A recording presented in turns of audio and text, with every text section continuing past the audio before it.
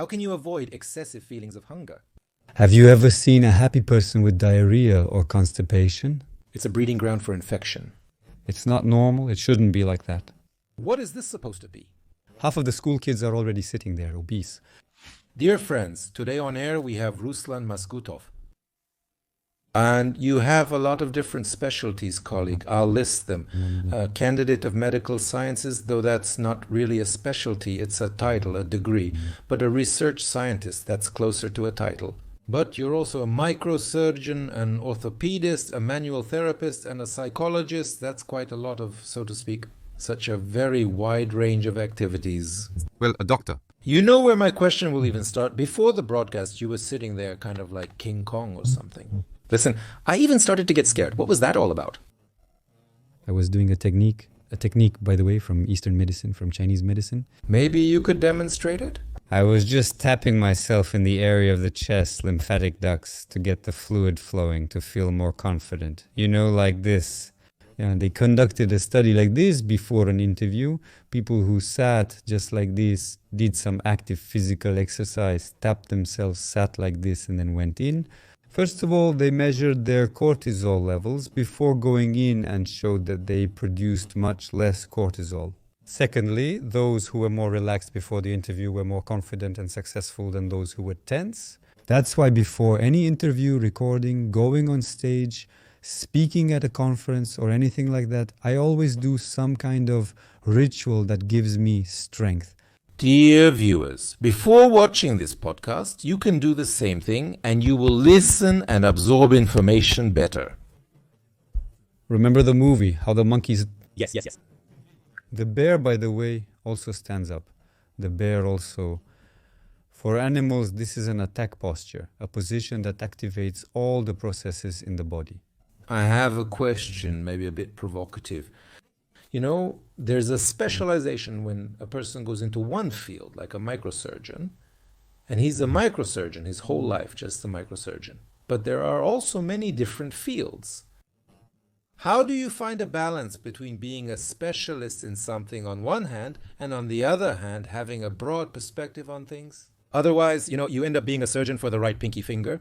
Yes, unfortunately, if you look at it from the perspective of the development of medicine, since the 1950s, especially with the emergence of advanced equipment like X-ray computed tomography, magnetic resonance imaging, and so on, as well as ultrasound diagnostics, this division of doctors began this kind of segmentation. Yes, very much so. You're right when you say that, for example, there's even a Dupuytren's contracture society. Do you know what Dupuytren's contracture is? It's when the fingers are bent, that's all. Imagine an entire society dedicated to Dupuytren's contracture and the specialists who treat it. But in reality, a doctor should be treating the person, treating them. As they say, a doctor should treat not the disease, but the patient. And that's the path I ended up taking. Actually, to be honest, I have the classic path of a 19th century doctor. After graduating from university, I entered graduate school and successfully defended my dissertation in my core specialty, histology. One of the basic ones, the science of tissues, which is one of the core specialties for any doctor. He has to go through it. Anatomy, histology, biochemistry, physiology. We all have to go through it before we start studying any clinical disciplines. Then I worked in Germany as an invited research specialist. By the way, doctors in the 19th century usually went to Germany. I returned to work in surgery, including emergency surgery, traumatology, and plant orthopedics. From there, I transitioned to manual therapy, which eventually involved psychology. That is, I began to realize that some surgeries can be cancelled. They can and should be cancelled. Yes, maybe you need to make much more effort, invest more in the patient. As you know, one of my bosses, one of my teachers, Yuri Antonovich Plaksichuk, used to say, don't do smart surgeries on fools. And actually, sometimes that's true. You could rephrase it a bit and say sometimes it's much easier to perform surgery on a person than to set them, so to speak, on the right path. And for them to achieve recovery without surgery. Because that's hard work and it's not just the doctor's effort. But 50% of success depends on the patient themselves, on how they approach it. A surgeon once said the best surgery is the one not performed. We managed to avoid it, yes? The best surgery is the one you manage to avoid, of course. I think Vishnevsky said that back in his day. And it's interesting that, notice, with such a versatile person, we're going to talk about stress and the gastrointestinal tract. I thought it was the second brain, but you actually shattered my perception. It turns out the gut is the first brain. Look, where is serotonin produced in our body? There? By the enterochromaffin cells of the intestine, by the enterochromaffin cells of the intestine. 95% of the happiness hormone is synthesized in the intestine. What should you do if you experience constipation or diarrhea? The person is unhappy. Nightmare. If a person has constipation or diarrhea, then he is definitely unhappy. Have you ever seen a happy person with diarrhea or constipation? In any case, he is not happy. And by the way, yes, there is even such a diagnosis. Bear disease. What is it? This is a classic example of how closely our central nervous system, the brain, is connected to the nervous system of the intestines. That is, these constantly ongoing impulses along the so-called gut-brain axis stimulate intestinal peristalsis and the production of various hormones, which ultimately leads to bear disease, diarrhea that occurs in the process. Just yesterday, I had a patient like that who complained that during all her student years, she could hardly leave the bathroom during exam periods. I thought you were going to say that just yesterday I had bear disease before another interview. No, thank God. I think we give so many interviews that we've already gotten over it. We don't have bear disease anymore, yeah. Serotonin? What else? Why the first one? Look, the number of neurons in the gut. Neurons? Yes, neurons, the number of neurons. There is its own neural connection, its own neural network in the intestines, and their number is greater than in the brain. Oh my God. Imagine the vast number of connections in the brain, yet there are even more of them. That's the first thing. This is the second reason why I call it the first brain. Third. Now, probably what I'm about to say will sound a bit provocative. The data as a whole, the data from recent years so far indicate that gut bacteria directly affect our mood, condition, and decision-making system. To the point that you might do some reckless things because there are certain pathogenic or conditionally pathogenic microorganisms in your gut or in your body in general. Yes, listen, you're basically destroying the foundation of my medical worldview. I always thought that antidepressants were forever. Antidepressants are symptomatic treatment. Look, you can approach a person from different angles, from different... What is health? Even according to the definition of the World Health Organization, it is a combination of mental, physical, and social well-being.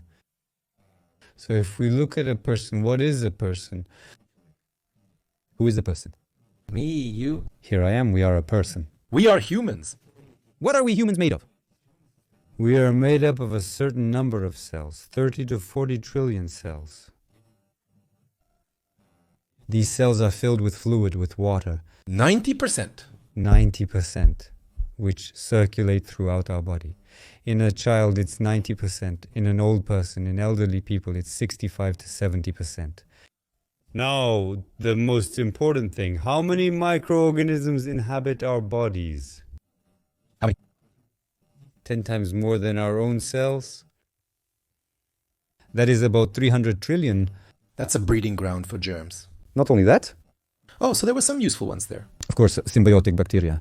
Oh, I see. And it turns out that even if you take just one intestine, there are about 2 kilograms of bacteria in our gut. One bacterium weighs 1/1,000,000th of a gram.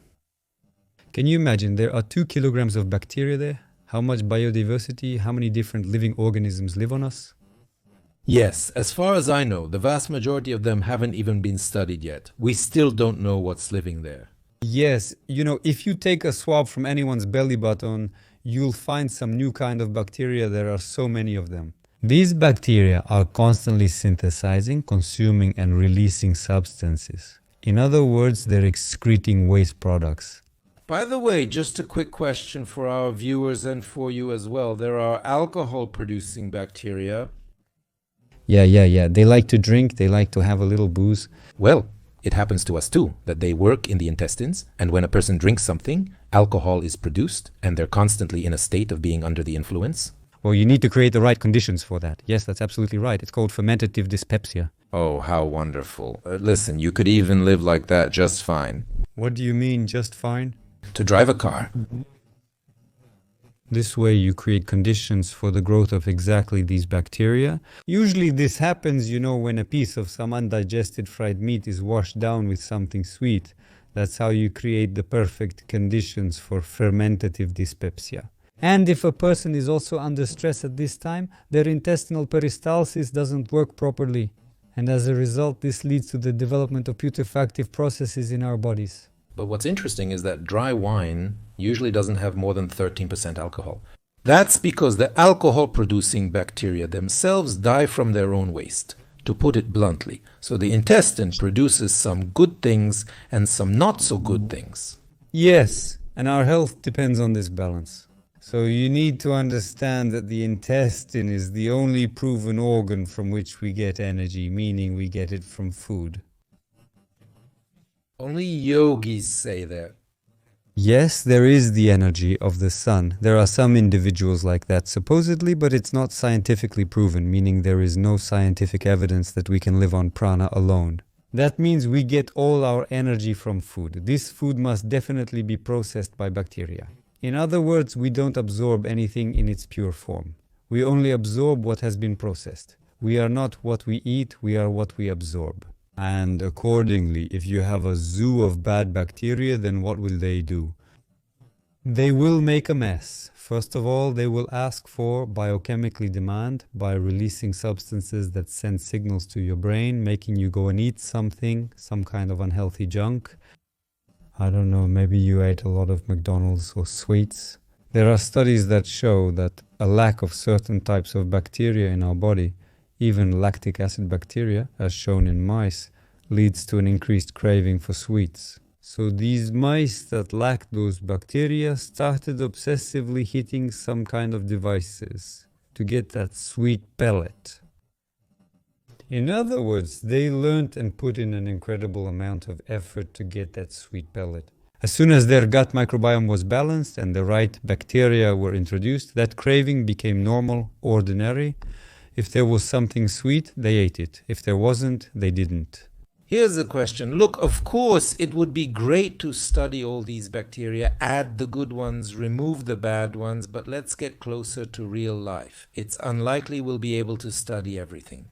But a person comes in, and what do we want to talk about? They're always under stress. Right now, it's a total situation. For the last 3 years, everyone is like that. So I'd like to understand the relationship. What's primary, what's secondary, or how are these things connected?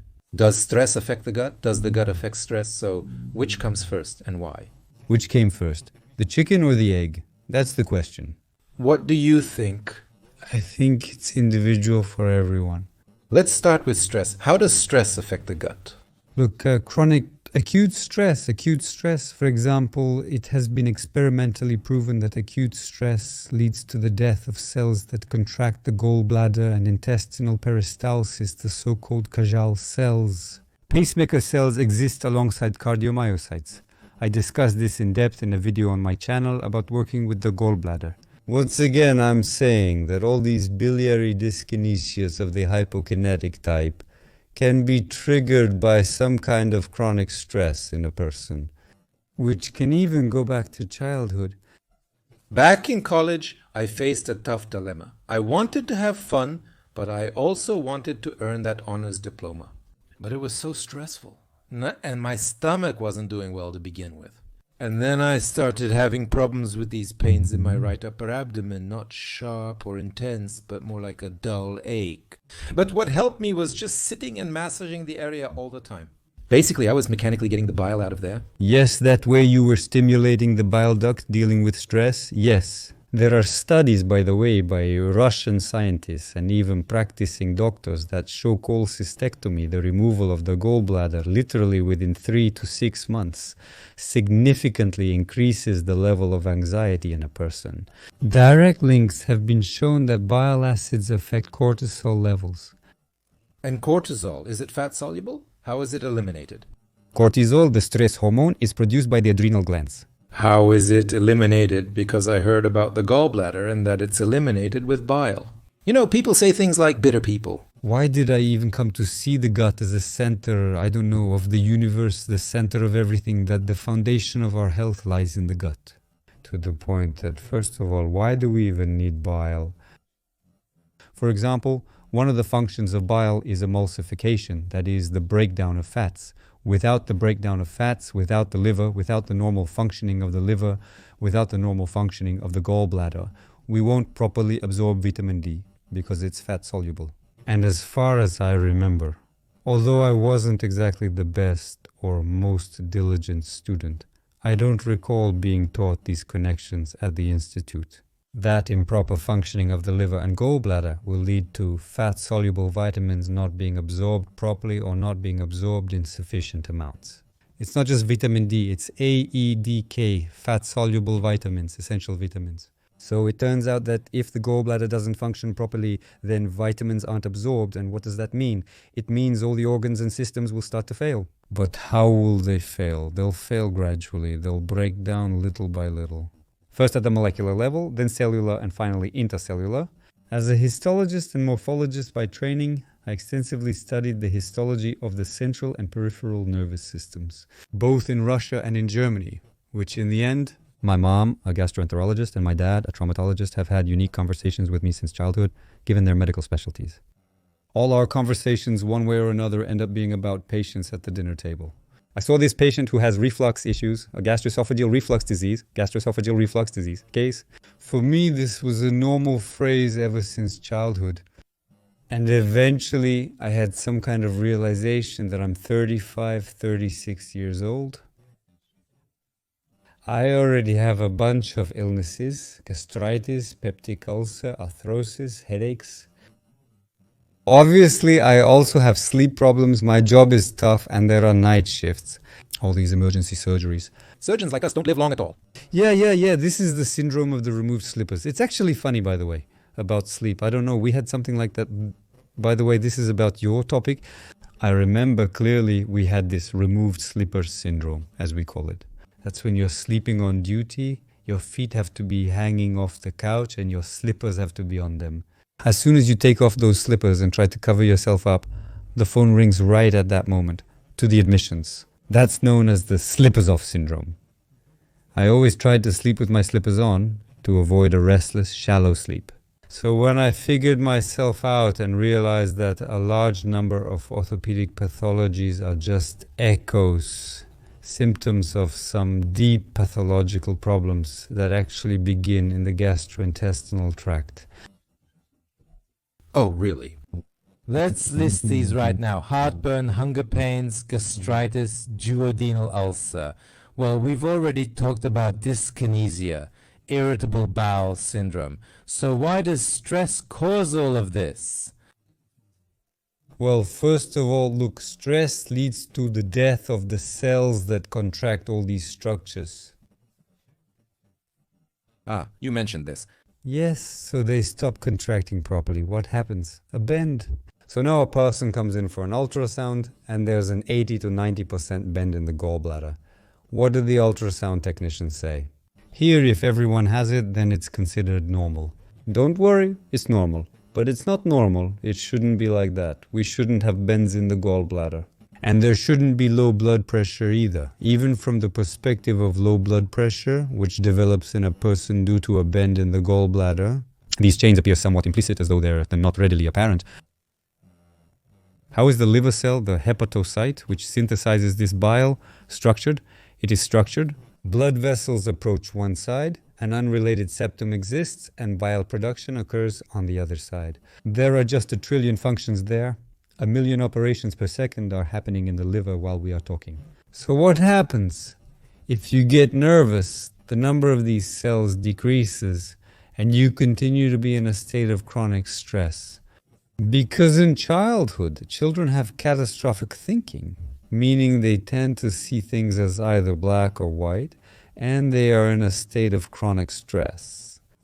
These cells are constantly dying, bile starts to stagnate, and its production becomes poor. What does the body say? What does the liver say? Let's lower my blood pressure. The blood is pressing too much. I'm reasoning from a logical point of view right now. The blood is pressing too much. And since it's impossible to lower the pressure only in the liver, low blood pressure starts throughout the whole body. And we end up with these delicate girls who are absolutely unable to handle stress, who have low blood pressure, and who have a terrible problem with their gut microbiome. Because what do? They start eating to cope with all of this, adding what's called the biochemical component. I just described the psychosomatic and biomechanical components, but here there's also the so-called biochemical component. That's what we eat. So what do they start doing? They start drinking sodas, energy drinks, caffeine-containing products, eating a lot of sweets, pastries, and sweets. This combination is very harmful to the human body. The gut microbiome gets disrupted. The gut microbiome causes an even greater state, an anxious state. There are actual studies that show, yes, I think it was in England, they did such research on a large scale. People with increased anxiety were fed probiotic bacteria, and there was a significant increase in the number of people who came out of this state just by using probiotic bacteria alone. Can you imagine? So it's clear, if you take them, you get the effect. If you stop taking them, after a while, the effect goes away unless you do something to form a healthy microbiome in your body, in your gut.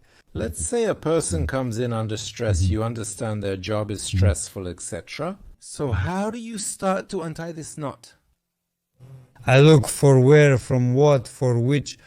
Basically, it doesn't really matter much here which link of this chain you pull on. You start with adjusting the diet. You can do some simple things, such as exercising and limiting caffeine intake, to address the issue at hand.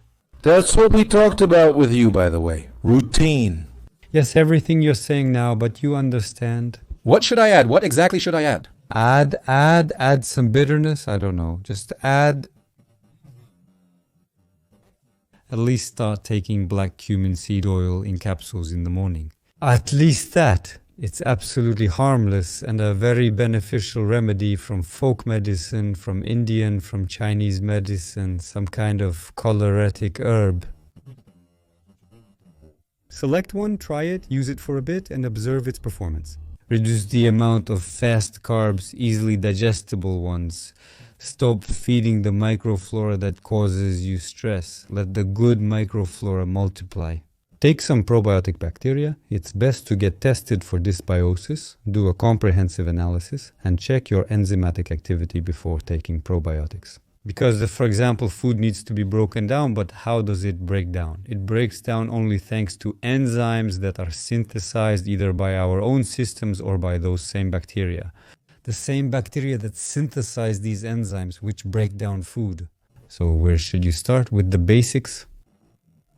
Minimize the amount of flour-based and sweet foods. That's the hardest part. That's really the hardest part. Drink enough fluids. At least start with small steps, but drink enough fluids.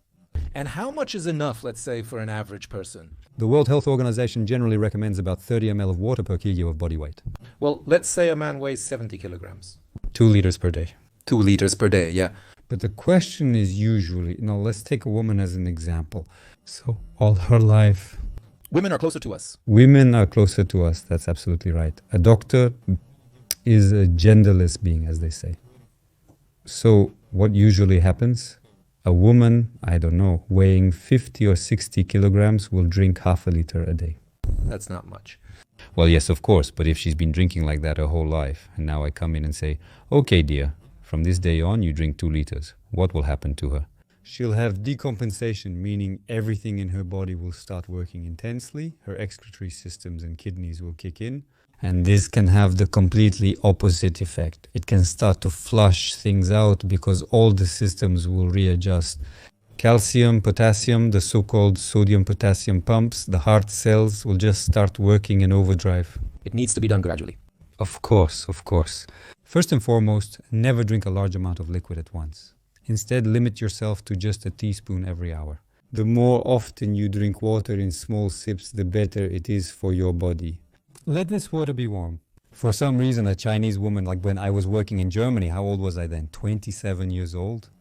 I was impressed by a Chinese woman who always carried a thermos of warm water. Since then, I really picked up that habit. I always try to. Like now I flew to Moscow on a business trip. I don't have a thermos with me, but otherwise I always walk around with a thermos everywhere. I carry it with me. And you said that things need to be broken down, but I'm curious, isn't the process of chewing already a kind of breakdown fermentation? Yeah. In my anti-stress recommendations, I actually have a technique where I say that when we chew quickly, we chew at a speed of about 120 times per minute. And if you slow it down, it's 60 times per minute. And you'll feel full faster. Yeah, that's right. There's a term for it. Taste satiety, or how does it sound? Yes, of course. Just by chewing your food, you kind of already feel like you've eaten enough. That's classic. Remember, by chewing your food thoroughly, you're helping society. Oh, really? Ostap Bender had this phrase in the 12 chairs, I think. And how many times should you chew? Look, you need to chew to the point, especially with meat. Especially meat, you need to chew until it's like a mush in your mouth. How many times? Well, you'll chew it in about 30 times. Try chewing 30 times. Yeah, that's something else. You need to get used to it. And look, about stress, imagine a very nervous person. What will stand out on their face? What exactly is it? Tension. Why is there so much tension so frequently? What's the real reason behind it? How? Forehead. Forehead, yeah, an anger wrinkle like this, eyes bulging like that. Cheekbones are tense like this. Drawn together, right masseter muscle. The jaw muscles tense up when a person is stressed. Because thanks to these muscles, we burn a large amount of cortisol. Specifically, the musculus masseter. That's how nature designed it, because we need these jaw muscles to process food, especially in large amounts. And when you start chewing, you make these muscles work and your cortisol gets burned. In the literal sense of the word. Oh, that's great. Listen, I need to integrate this into my advice. An explanation of why you need to chew. Of course, yes. So you are literally chewing away your stress, eating it, but you're eating it the right way. That is not with sweets, which throw you back into a state of stress and only give you a very, very short-term effect. I even remember that in yoga there's a saying that you should drink solid food. Drink it, yes, and you should eat water. And eat water, chew it. Yes, you need to chew water. Absolutely right, absolutely right. And could you please tell me, there is such a term, stomach neurosis. What is it, actually? Or is it not really a medical term? Probably more of a layman's term. Can this be interpreted in some way? It can be interpreted in terms of serotonin production. If your intestines aren't working properly, then accordingly, you won't produce serotonin. You won't have the happiness hormone. You will be profoundly unhappy and develop neurosis. And of course, any psychosomatic aspects of your life and these depressive states, neurotic states, they will always, in one way or another, affect your intestines, or the intestines can cause these. You know, I had a patient who suffered from prolonged headaches. And in general, I come to the conclusion, working individually with patients, I come to the conclusion that probably 50% of headaches can be resolved through the intestines. Oh, really? Yes. Neurologists, of course, identify 200 or 300 of them. So where should we start? Where should we start? Please start with the intestines. All right, give antidepressants and everything else. But ask, this is exactly the recommendation from neurologists. Please ask if she has constipation. By the way, we'll also get to something called irritable bowel syndrome, emotional dyspepsia. That exists, right? But I might have a question. We actually feel pleasure from eating these opioid peptides, basically our own internal drug, endorphins. Yes. Where does that come from? First of all, why is it like that from an evolutionary perspective? Well, okay, because food is one of our basic needs. But what should you do if there are too many of them in the body? Where do they come from? It's like a kind of food addiction. Look, this is actually a trick on evolution. So, look, what do we get hooked on most easily? On sugar. Yes, on sweets. On sweets, that is, on fatty and sweet things. Fatty and sweet. A donut, that's the ultimate. Yes. Okay, let's see. Where is Sprinkled with powdered sugar like that. to eat? Honestly, I don't feel anything about it. My mouth is watering. Your mouth is watering because fatty and sweet things are rare in nature, making them highly desirable. Nowhere, really. Well, where do I get something sweet? Sweet and fatty in mother's milk? Well, yes. Yes. Listen, it's actually really tasteless. It's kind of sweet, kind of sweet. I'll let you in on a little secret. I tried it from my wife too. No, it was different. In the hungry 90s, I worked as an orderly, not a nurse, in a maternity hospital. And now there are milk formulas, they're all like that. But back then they were kept in 3-liter bottles, or rather jars. There were baths there. They pasteurized that milk. There was so much of it you could drown in it. But was it really milk or was it something else? It was skimmed milk, right? Yes, it was skimmed milk. You could try it. The combination of sweetness, fats and sugars is only found in mother's milk because it's not very fatty. Why is that? Because during the first 6 months we live without our own immunity. We get it from mother's milk. Yes. And accordingly, nature made it so that for us, for our unconscious part, for our brain, when there is something sweet and fatty, it gives the command, eat it all quickly, because tomorrow it might not be there. And it turns out, look, 500 years ago, no one ate sweets except the elite. 50 years ago, 70, 60 years ago, sweets were not as widespread as they have been since the perfect formula for sugar was developed. And our evolutionary systems are not ready for this. We are not ready for the fact that if we see something sweet, everything around us and our brain are screaming, eat it quickly, because it might not be there later. So let's say you come across, I don't know, a raspberry bush in the forest, and if you don't eat quickly, a bear will come and eat it, and you won't get it anymore, and you'll be left without such a quick source of energy. But what about now? You just go to the store, and that's another side of it. That means our so-called reward system, our dopamine system starts to get disrupted. We don't get from this, we don't have to fight for it to get it. Everything is much more, it's the most accessible thing right now. Sugar is added everywhere, meaning sweet food. 80% of the supermarket contains sweet food. And it turns out that a person has simply fallen into the trap of their own evolutionary development. These are our weakest spots, and there are those who profit from this tremendously. Huge companies, I won't name them now, sweet carbonated drinks. They'll sue. Sweet carbonated drinks. This video will get 1 million views and then the companies will sue us, so I won't name them. But evolutionarily, we're not ready for this, and all of it just hit us out of nowhere in the last 50 years. Well, obviously, you have to resist somehow. But here's another question. How, especially before bed, for example, can you avoid excessive hunger? What should you do about that? Yes, I guess it's really a matter of habit here. You know, I can give examples from my close relatives.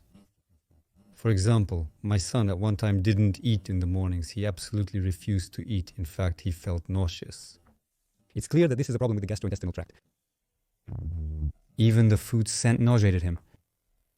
But at night, please, he would eat like there was no tomorrow. And eventually, when we gradually got him to stop eating at night, he started waking up in the morning feeling hungry. Well, just endure it once, twice, 3 times, 5 times, 7 times. How many times? That is just 21 days? Well, of course, in 2 or 3 weeks, you'll start waking up earlier in the morning. Before the alarm clock, you'll be energetically going to make yourself food. You'll be eating. And the question is, how good will the food you eat be? Will you once again load up on those fast digesting carbs? I don't know, just a cookie and some coffee, then off you go? Or will you make yourself a good breakfast? Eggs, maybe some greens, vegetables, and you'll get some real fiber, and everything in your body will start working great. Can we say that there is such a thing as an anti-stress diet? Yes, we can. We can say that. Actually, nowadays, the most universal and suitable diet for almost everyone is considered to be the Mediterranean diet. The Mediterranean diet? The Mediterranean diet, yes. But it's a double-edged sword there too. Because if we talk about fish, about seafood, Unfortunately, for example, the level of parasitic infestation in the world's oceans has increased 283 times since the 1980s. Can you imagine? I mean, not just twice as much. There are also some heavy metals, especially in all those kinds of... Yeah, fish is basically a filter. They're filters. That's what cleans the ocean. It's a system, it's an ecosystem that also works to clean the ocean. So, well, for example, personally, for myself, I can't say please don't eat fish, but at the very least, don't eat it raw. That is, the likelihood that we'll grab sushi, rolls, all that stuff that's popular here. And people say, but the Japanese eat it. But, excuse me, the Japanese don't consume as much sweets, and they eat a lot of bitter foods, and they've been doing this for thousands of years. And here we are, northerners, sitting and asking for rolls, and then hello to some anisakid, opisthorchis, or someone else. Scary creatures. It's like a whole zoo in there.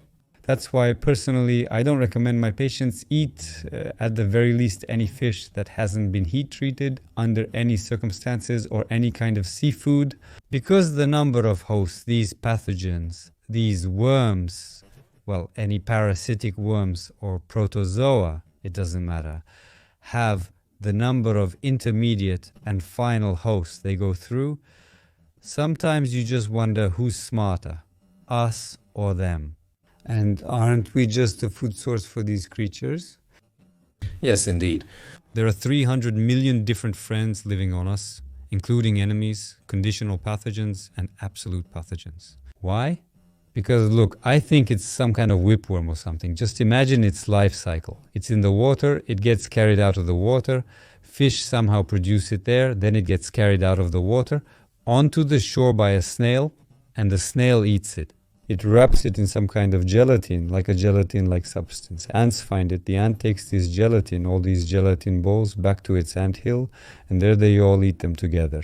This larva of the parasite gets to the nerve node of the ant, to the nerve node, the nerve ganglion, to the nerve node, basically the central nervous system. Like our brain. Imagine a bug like that settles there, this larva.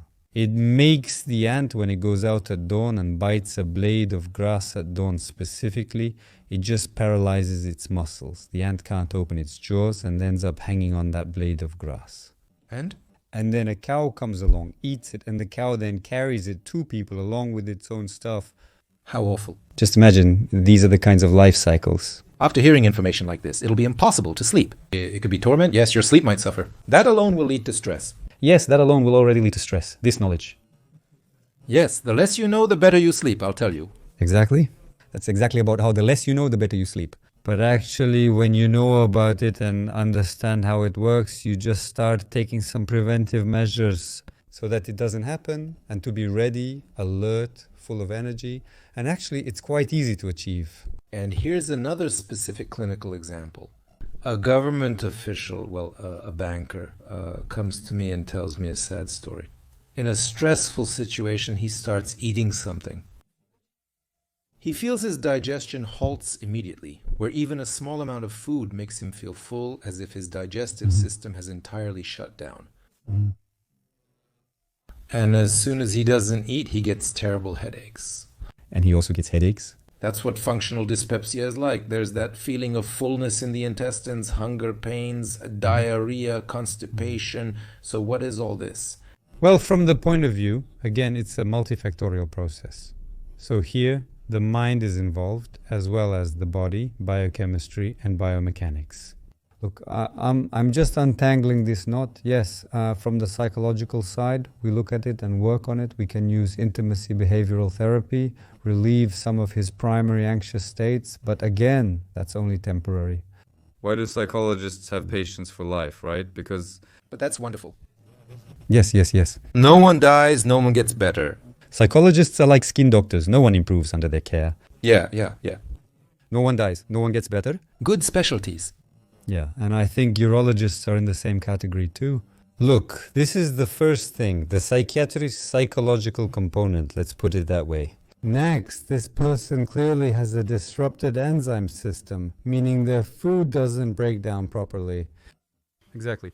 If he says everything comes to a halt, it means his intestinal motility and peristalsis are impaired. That means his excretory functions aren't working properly. Neither the pancreas, nor the gallbladder, nor the hydrochloric acid in the stomach. In other words, his biochemical component isn't functioning.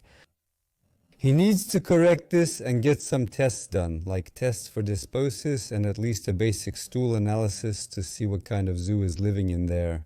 Sometimes there are some real creatures in there, I don't know, maybe some hemolytic strains or something like that, which cause your, basically your blood starts to, how should I put it, like anticoagulants, basically. Blood thinning, bleeding, bruising, and similar effects, correct? Yes, that can happen. Yes, it can be related to the fact that you have a certain type of bacteria dominating, which normally either shouldn't be there or should be present in a very, very small amount. Here you go. Here's another reason why this happens. And the third one is the biomechanical component. And what happens under stress? Here is the diaphragm, our muscle, a huge muscle that divides our body in half. Here are the heart and lungs, and here is this huge muscle that lies right inside like this. And here we have everything else, the intestines, liver, pancreas, everything else, spleen, and the genitourinary system. And here the diaphragm goes into spasm. By the way, it spasms very often under stress. The diaphragm has an opening. There is an opening, the esophageal opening where The stomach passes through there, yes. where the aorta passes, the inferior vena cava passes, and a huge number of nerves pass through, including our vagus nerve. This spasm diaphragm leads to, for example, the same gastroesophageal reflux. That is, the valve. We are basically made up of valves. All our systems consist of valves, from the macro level down to the cellular, even intracellular. All processes work like this. Something goes in, but it doesn't come back out. Right? It goes out from there, but doesn't come back in. All of this circulates in this way. And it turns out that this spasm diaphragm simply causes the esophageal opening to open. That is, the place where the esophagus transitions into the stomach, where we have a valve. And that's how you get reflux. Yes, and reflux, of course. At the very least, gases start to be thrown back up. What else can happen? A person changes position, their diaphragm is in spasm. Acidic contents get into the esophagus, and what starts? Burning and chest pain. They start calling the cardiac teams. That's right. Yes, because it feels like the heart hurts. Heartburn is obvious, of course, and everything else too. So, you see, a problem is never just one component. You always need to approach a person from the psychological side, the biochemical side, and the biomechanical side. And so when you start, so to speak, attacking from all three sides, that's when you can get results. And this is also really interesting. Stress, there's an experiment like this. Rats, mice, they actually have very good immunity. Very strong. It's nearly impossible for them to catch any rhinoviruses that would cause a runny nose or similar symptoms. But if you just put a cat next to this mouse for 3 days, not only will ulcers start to form in its stomach and intestines, but its immunity will also drop so much that the mouse will start getting sick with everything. But what's the connection here? How does it all happen? How does stress destroy immunity? Well, so where do we have 80% of our immunity? Again, in the gut. Of course. What is it this time? Look, there is lymphoid tissue. Intestinal lymphoid tissue, 2 kilograms of lymphoid tissue, that's clear. Here we are sitting and I'm drinking water right now. It's not sterile. There are a lot of bacteria in it. There are probably some opportunistic pathogens, maybe even some friendly ones in there.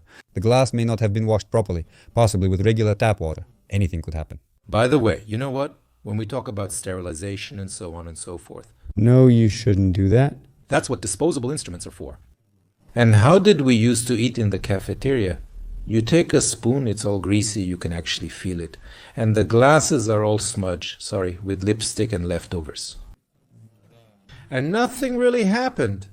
Well, what do you mean nothing happened? Well, at least you can't say you got poisoned by something every time. Well, of course, yes, our immune system got a much better workout. And, there's this correlation that the farther from the equator you are, the less parasitosis there is. In more developed countries like Norway, there are higher rates of autoimmune diseases. Yes. Yes. So if we take away from our immune system cells, There's nothing to do. with nothing to do, they'll engage in all kinds of nonsense. See, if your wife stays at home, she'll drive you crazy asking where you are, what you're doing, but when your wife works, everything is fine. It's the same thing here. Our immune system cells are basically designed to constantly be fighting something. That's evolutionary. Still, coming back to this question about stress. So, what happens to the gut? Does immunity really go down?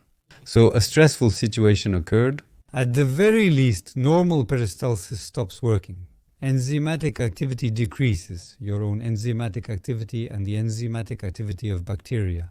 Poor absorption of food begins. Poor absorption of food leads to changes in the gut microbiome and microbiota.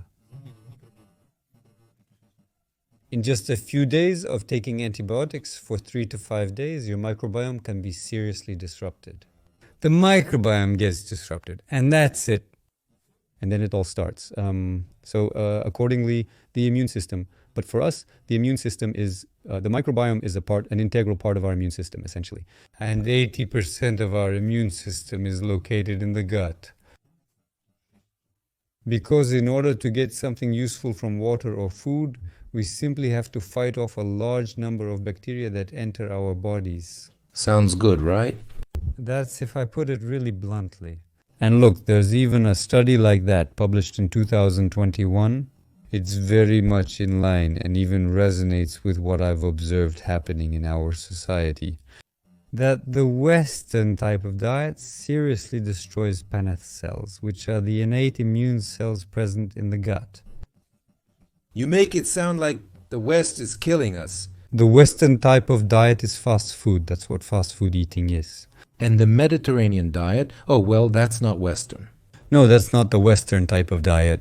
It's specifically this fast food type of food. Once in the States, I was walking, and I saw kids about 7 or 8 years old, and they already had total obesity. It was just, their butts were like that. It's the same for us now. The same thing is happening here. We're just 20 or 30 years behind. The same thing is happening to us now. I even went to my kids' school to give lectures to tell them, guys, stop eating sweets.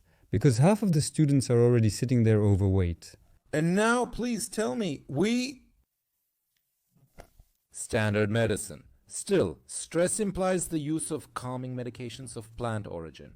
Then come some anxiolytics, then tranquilizers, antidepressants, antipsychotics. Serotonin reuptake inhibitors. And how do you see all this? First of all, is it good or bad? Does it go together with your approaches? And when should someone move from your approach to those methods? Yes, of course. There is such a thing as a point of no return. First, yes.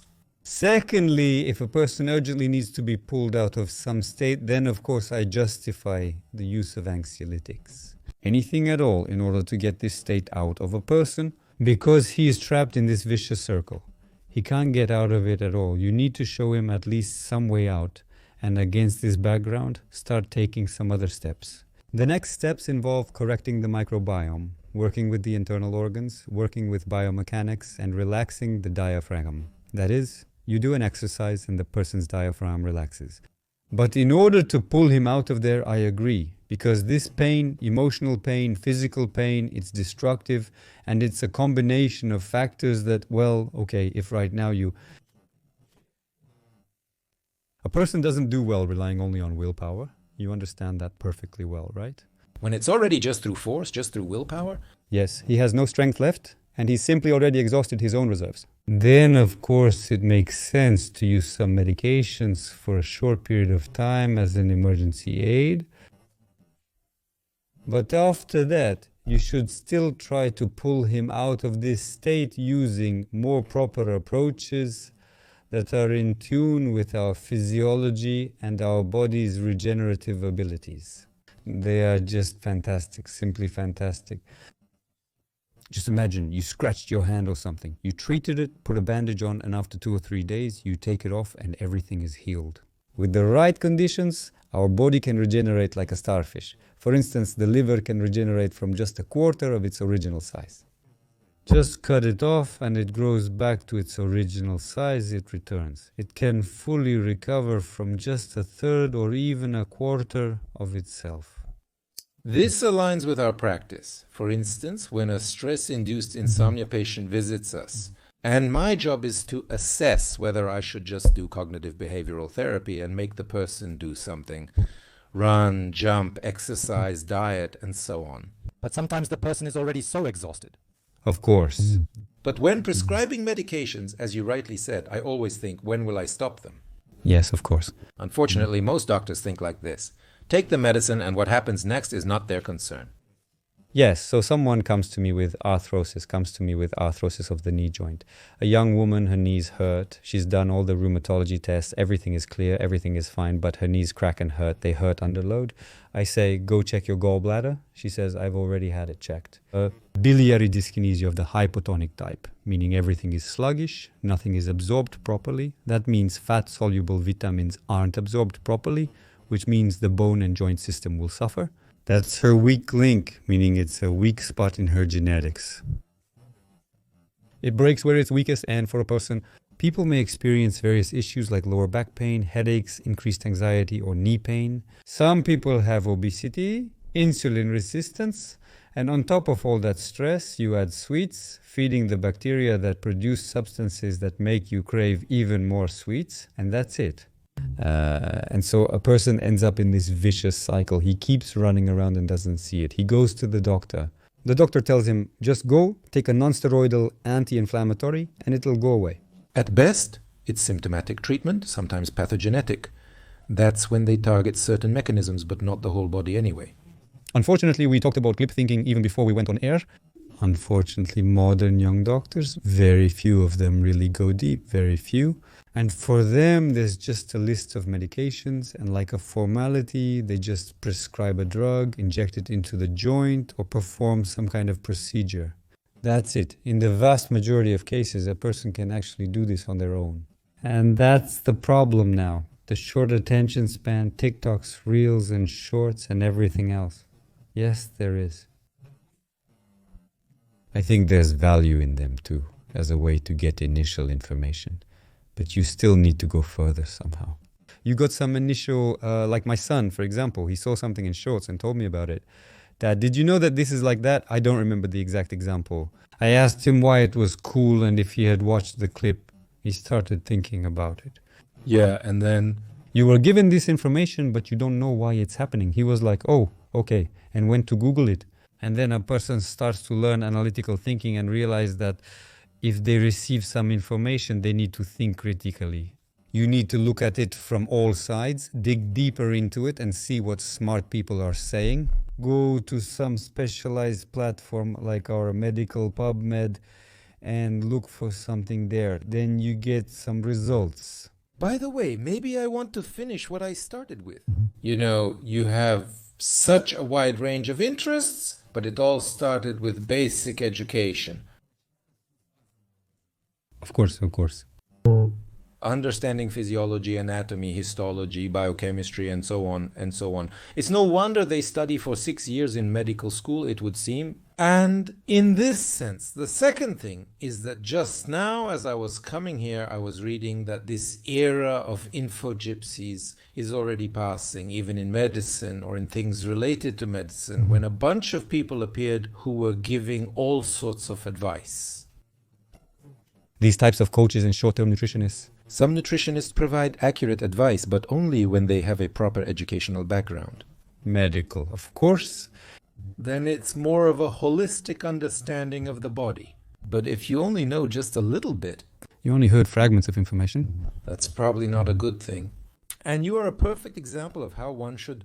Open up, yes. Take a comprehensive approach. Of course. On the one hand, it turns out that at first you were moving towards specialization. Then from one specialization to another specialization. Well, because of interest, because it's interesting. So there's a problem when you think about how to solve it with the least harm to the human body and in a way that allows it to recover. And not just treating it symptomatically, like if your shoulder hurts. I can easily name 5 reasons off the top of my head why your shoulder might hurt. The first is our liver and diaphragm. If it's the right shoulder, look, it's the liver and diaphragm. Which one was hurting for me? Honestly, they treated me with autohemotherapy. Well, they did autoplasmotherapy for you. Yes, autoplasmotherapy. It helped. Of course, it will help you symptomatically. Then, to be honest, they prescribed a whole set of exercises that I did for 6 months. Yes, and take a look at your gallbladder, look at your liver, look at what you eat, give up. Listen, what a nightmare. I'll have to give up everything I love? Yes, but you'll fall in love with something else. Look, here's the thing. There's an interesting story here. People say it's impossible to stick to your diets. People I call those with pathogenic or conditionally pathogenic thinking tell me that this pathogen or conditional pathogen dominates and demands different food. Honestly, just look at me. I'll admit it, hand on heart, I'm a pleasure seeker. You could say I'm a hedonist. I really love to eat delicious food, relax, sleep and enjoy myself. I really like it. And before, I also used to enjoy fast food. I really did. But after I reset my gut microbiome, fast food, just hearing the word makes me sick. And it got to the point where my family and I, even when we're eating healthy, we'll buy a cake from Vikusville or something. We buy this cake and it lasts for several days. It's a small one. I have 4 kids and a wife, so there are 6 of us. And this little cake lasts for several days. Can you imagine? So my kids' taste receptors are so cleansed now that even a slight excess of sweetness or sugar makes them reject it. It causes rejection from their microbiome as well. There's also a dependence on caffeine. Yeah, the more you drink and then already... Then you keep drinking and then you just can't stop. Because not drinking, it just feels bad without it. By the way, the mechanism of drug addiction works exactly the same way. As far as I know, people later use drugs not to feel good, but so they don't feel bad. Yeah, that's right. And it's the same with sugar granules. There was even a study done on rats where they first gave the rats sweets and drugs and then gave them a choice, and the rats would run to the sweets first. That's how it is. That's right. It's actually called addiction. Sugar addiction is a kind of dependence. Well, it's really interesting how everything is interconnected in a person. And actually, I also, when I tell my patients, sometimes people write to me on the internet, since I give talks, do some streams or something like that. I'm having trouble sleeping. What do you recommend, doctor? Yes. That's the most common question. And what do you do in this situation when someone asks you this question, by the way? I ignore it, to be honest.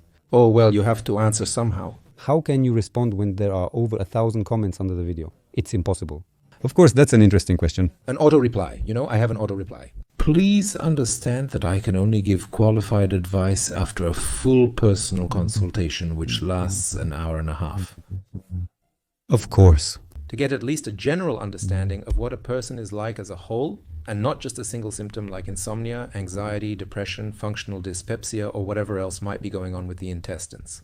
If you start asking, you'll find that people have various problems, such as lower back pain or shoulder pain. They just came to you as a sleep specialist, and they won't mention these complaints to you. They're just not obvious, and they won't consider them to be connected. But all of this is interconnected. There's nothing in our body that isn't connected.